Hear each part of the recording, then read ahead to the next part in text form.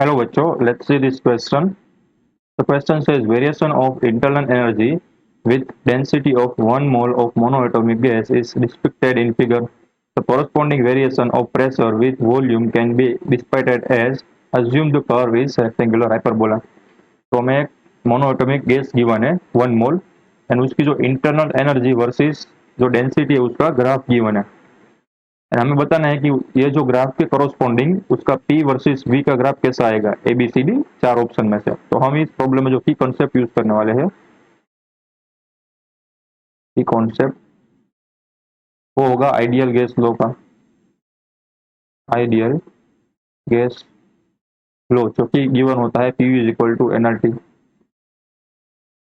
तो ये एक बेसिक क्वेश्चन है, आपको सिर्फ टर्मिनोलॉजी पता होनी चाहिए एंड इक्वेशन के बारे में थोड़ा बहुत नॉलेज होना चाहिए। ये देखो, अब हमारे पास जो ग्राफ गिवन है ना वो इंटरनल एनर्जी वर्सेस रो का गिवन है। तो इंटरनल एनर्जी किसका फंक्शन होती है? तो इंटरनल एनर्जी डिपेंडेंट होती है टेम्परेचर पे, यानी कि टेम्परेचर का फंक्शन होती है। आपने देखा ही होगा कि जो इंटरनल एनर्जी है D U is equal to N C V D T, इसका एक इक्वेशन ए भी होता है। तो हर बार D U is equal to N C V D T नहीं दे सकते, but one of the equation है। इसका मतलब जो है डी यू है, इंटरनल एनर्जी है, वो यहाँ पर सीधा टेम्परेचर से डिपेंडेंट है। तो हमने यहाँ पर हम बोल सकते हैं, क्योंकि हमें पता है कि जो इंटरनल एनर्जी है वो सिर्फ टेम्परेचर पर डिपेंडेंट होती है। तो यहाँ से हमने एक इक्वेशन को ऐसे हम लिख सकते हैं। दूसरा क्या है? रो। तो जो रो होता है वो होता है मास टाइम मास अपॉन वॉल्यूम। तो देखो, मोनोएटॉमिक गैस में जो नंबर ऑफ मोल है, ठीक है, वो प्रोसेस के दरमियान एज इट इज रहता है। उसका मतलब मास में कोई चेंजेस नहीं आने वाला। तो उसका जो वॉल्यूम होगा वो चेंज करेगा। तो यानी कि जो रो है वो सिर्फ वॉल्यूम के डिपेंडेंट है, इनवर्सली प्रोपोर्शनल है, ऐसा भी बोल सकते हैं। तो ये हमने दोनों का प्रोपोर्शनलिटी जो फैक्टर था वो निकाल दिया।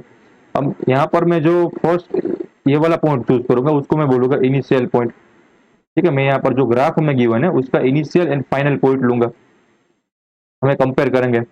एंड हम सेम यहाँ पर एंड यहाँ पर उन दोनों पॉइंट को सारे के सारे एबीसीडी ऑप्शन में पुट करेंगे एंड देखेंगे कि जो हमारे इनिशियल एंड फाइनल कंडीशन है वो यहाँ ये ऑप्शन में जो ग्राफ गिवन है उसके साथ मैच कर रही है नहीं। जो भी कंडीशन उसके साथ मैच करेंगी वो हमारा आंसर हो जाएगा। ठीक है, ये हमारा जो क्वेश्चन का आंसर करने का तरीका है, ये हमारा है। ठीक है, मेथड है, तो भी बोल लो। तो इनिशियल में देखो, इनिशियली इसकी इंटरनल एनर्जी है हाई। तो इंटरनल एनर्जी हाई होने का मतलब क्या हुआ? टेम्परेचर भी क्या होना चाहिए? हाई होना चाहिए। तो यहाँ पर मैं लिख देता हूँ इनिशियली जो टेम्परेचर था वो था हाई। ठीक है, अब देखो मैं यहाँ से एक पॉइंट में नीचे की ओर लाता हूँ। तो इनिशियली जो रो थी वो बहुत कम थी, यानी कि उसकी जो मास डेंसिटी थी वो कम थी। अब मास डेंसिटी कम थी यानी कि वॉल्यूम क्या होना चाहिए? हाई होना चाहिए। ठीक है, तो यहाँ पर मैं लिखता हूँ तो इनिशियल जो वॉल्यूम था उसका वो था हाई। तो ये हमें इनिशियल पैरामीटर्स मिल गए। अब सेम हम फाइनल पैरामीटर के बारे में बात करते हैं। तो देखो, फाइनल पैरामीटर के बारे में सेम ट्रिक यूज करेंगे।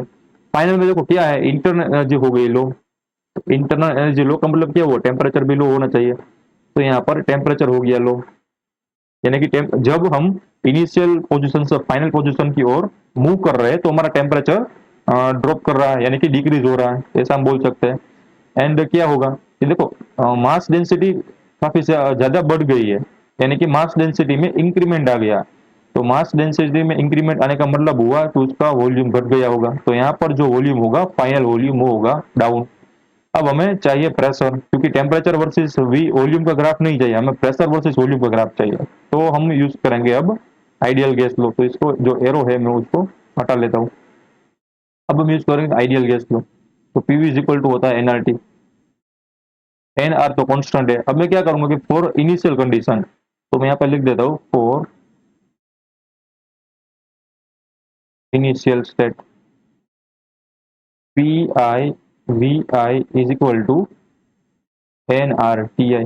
अब हमें इनिशियल स्टेट का प्रेशर फाइंड करना है, तो मैं इसको एज इट इज रखता हूँ पी आई। अब इनिशियल स्टेट में जो वॉल्यूम है, ठीक है, मैं यहाँ पर लिख देता हूँ वॉल्यूम। वो क्या हो रहा है? देखो, वॉल्यूम था बड़ा, ठीक है, इनिशियल स्टेट में जो वॉल्यूम था वो काफी ज्यादा, उसकी वैल्यू थी वो काफी ज्यादा बड़ी थी। तो यहाँ पर मैं ऐसे एरो डिनोट करता हूँ। टाइम्स एन आर टी है। अब इनिशियल स्टेट का जो टेम्परेचर है वो था, वो भी क्या था, बड़ा था, यानी कि बहुत ही ज्यादा था। ठीक है, तो मैं ये स्टेट को एज इट इज रखता हूँ, इक्वेशन को एज इट इज रखता हूँ, बाद में कंपेयर करके कि क्या हो रहा है। हमें कोई वैल्यू चाहिए नहीं, ठीक है, हमें सिर्फ एक कॉन्सेप्ट चाहिए, हमें एक ऐसा इंट्यूशन चाहिए कि जब हम इनिशियल स्टेट से फाइनल स्टेट की ओर जाए तो प्रेशर में क्या इंक्रीमेंट आ रहा है या डिक्रीमेंट आ रहा है, वही चीज जाननी है। ठीक है, तो इसलिए मैंने यहाँ पर सिर्फ एरो दिखाया। अब क्या करूंगा, यहाँ पर लिख देता हूँ फॉर फाइनल स्टेट। तो फाइनल स्टेट के लिए क्या होगा, P final V final is equal to N R T final. ठीक है, बेसिकली हम क्या कर रहे हैं, देखो हम टू स्टेट के जो इक्वेशन बन रहे हैं ना, उसको हम कंपेयर कर रहे हैं, ताकि हमें पता चले कि एक के रेफरेंस में दूसरा बड़ा है या छोटा है। ठीक है, तो अगर अब सेकंड केस में, फाइनल केस में क्या हो रहा है, देखो टेम्परेचर डिक्रीज हो रहा है एंड वॉल्यूम भी डिक्रीज हो रहा है, यानी कि ये भी डिक्रीज हो रहा है, ये भी डिक्रीज हो रहा है।